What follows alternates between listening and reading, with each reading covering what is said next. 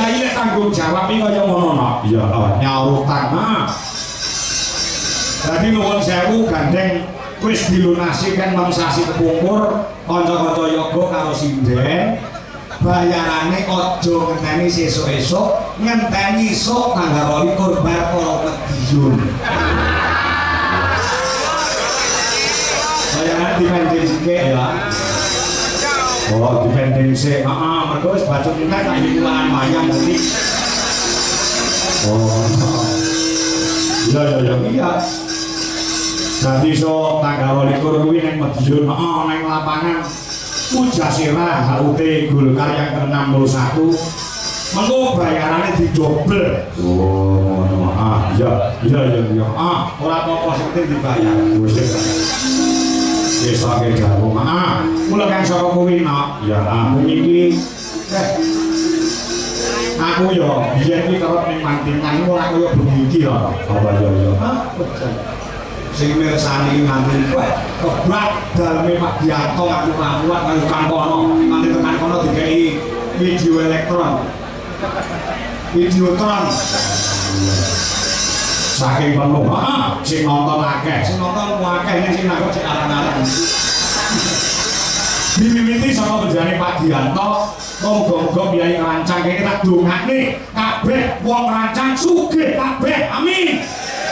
Bakasane bondo dunyane turah-turah, amin. Awake sehat, amin. Sumpene duwe gawe nang gampayan, amin. Ngono ya. Iya. Diwiwiti karo Pak Dianto, duwe gawe sing rawuh pirang-pirang, duwe gawe sing kemarin ngekseni pirang-pirang. Iya apa to? Maknane apa to karepe? Apa to sejane menjadi Pak Sugianto? Kuwi pengen sing padha rawuh ndongake marang temanten sekalian. Oh, ngono ya. Mantane putri, menjane Mbak Nadia, Abibita, Romadoni, AMD. Oh, ngono, pertanian. Pertanian mau peternakan aku ngerti ya. Sing wis lakon dawuh karo Mbak Mas Irfan Ardianto SPD. Oh, ngono putra saka panjenengane Bapak Sukamto saka Ibu Anjarani ing lenggah Moneng Cakung Jakarta Timur. Oh, ngono ya. Iki disuwuni panjurung pandonga temanten sekalian nyuwun pandonganipun ing sampun kepareng rawuh monggo nduk dawuhe para winasis dongane wong 40 kuwi mandine padha karo dongane wali siji monggo sing rawuh bengi iki ora trimo atusan ewon ditambahi karo sing nonton ana ing live streaming YouTube ya. Muga-muga mujarab, muga-muga mandi anggone ndongakne marang temanten sekalian Mbak Nadia lawan Mas Irfan. Ya, kangge ndonga nyuwun marang perbane Gusti Kang Kawasa anggone bebrayan panjenengane Mbak Nadia saha Mas Irfan pinaringana wahyuning dodo wiwit saiki nganti sak lawas-lawase wakasane dadi temanten ing sakinah mawaddah warahmah maslahah bidini hatta akhirah. Allahumma amin ya rabbal alamin. Pancen ya kaya ngono. Ora murung sing disuwun pandonga sing padha rampung napa ya sing nang kene pirang-pirang murung sing ana YouTube wis udara mencapai 4.000 pasang mantas sing kondo nyekseni anggone panjenengane Pak Dianto Pitik saha Ibu Yayu anggene mala kalamake Mbak Nadia saha Mas Irfan. Oh, ngono ya. Ya wis tak dawuh yen ngono. Didongakne ya. Didongakne piye? Muga-muga temanten sekalian Mbak Nadia saha Mas Irfan dan dipercaya karo Gusti Allah bekasane dan pinaringan golek kencana kang bisa tata jalma wujude putra tegese keturunan lanang sing saleh wedok sing salehah. Allahumma amin. Pancen ya ngono lho ya. Wong rabi nek pirang-pirang taun randang diparingi putra randang diparingi anak kuwi ning pikiran iso kuwur bingung. Oh, ya esuk dawuh dadi anak iki penting tumrape wong bebrayan kanggo srana neruske marang sejarah wong tuane. Oh ya esuk dawuh gawe anak kuwi supaya dadi anak sing saleh anak wedok sing solehah kuwi ana carane. Ana lho. Iki dicatet karo Mbak Nadia saha Mas Irfan. Oh, heeh. Nek perkara ilmu sing dhuwur mantene lanang wedok. Mantene wedok wae AMD pertanian. Ya. Mantene lanang wae SPD sarjana pendidikan. Oh, nek babagan nyamuk lan kawruh isih pinter manten loro-lorone. Nek perkara gawe anak sing pinter aku karo mantene. Iya. Tenang. Iya.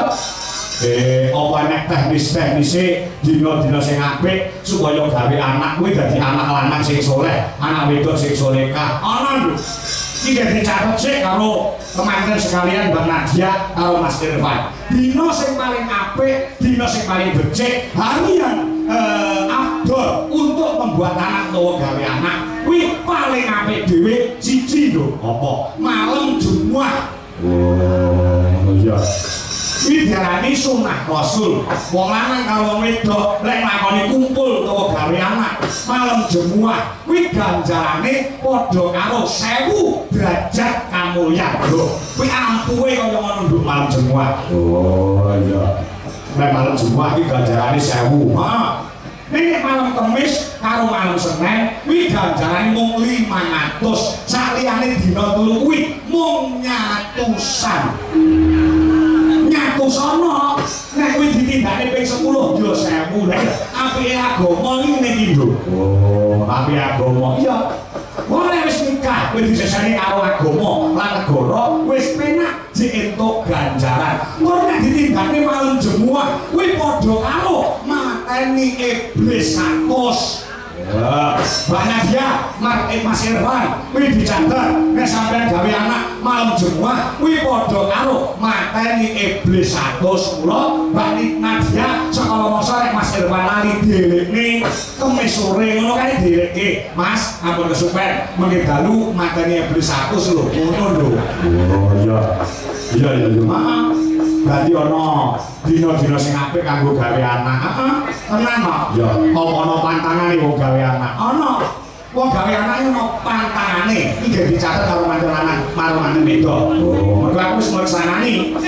Pantangane wong gawe anak kuwi apa? Aja gawe anak pas lunga utawa pas lanang omah. Pas lunga ora entuk gawe anak. Mergo apa? Iki lek dadi anak wiji anak. Iku anake senengane dolan, senengane nguyur, senengane ora sapa omah. Oh, nek gawe anak pas nang omah. Iya. Sing angka loro pantangane apa? Aja gawe anak pas kesusu arep lunga. Iki lek dadi anak, bakal anake senengane boros, senengane ngentek-ngenteki banjare wong tuwa. Oh, sing angka telu, sing perlu dicatet ben duwe anak duwe isin, aja gawe anak nganggo udon lejet. Gawe anak ora entuk udon lejet. Oh, iya iya iya. Sing selaku dadi wong awam aku tak takon. Monggo lek diarani wong lanang karo wedok kumpul kaya ngene ora udon lejet, ora marem. Iso disikapi men duwe anak sing duwe isin. Sikapane piye? Upamane manten lanang nganggo kaos kaki tok sisih ora apa-apa. Manten wedok upamane ora lejet, ora marem nganggo jilbab tok ora apa-apa. Kowe biyen, aku biyen yo ngono. Ora ketok piye nek kae sing menempel oleh ngawak. Kowe biyen jalan terus kowe gawe anak supaya duwe isin. Aku biyen langkonan iki. Langkonan iya.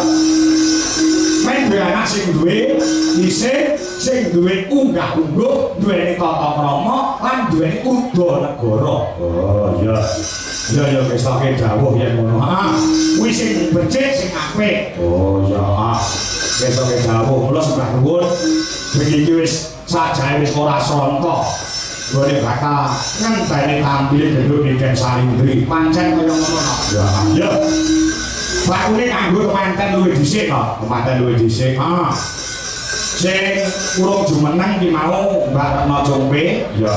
Karo genduk sapa jenenge kuwi Wandra. Oh, ana jatuh jumeneng.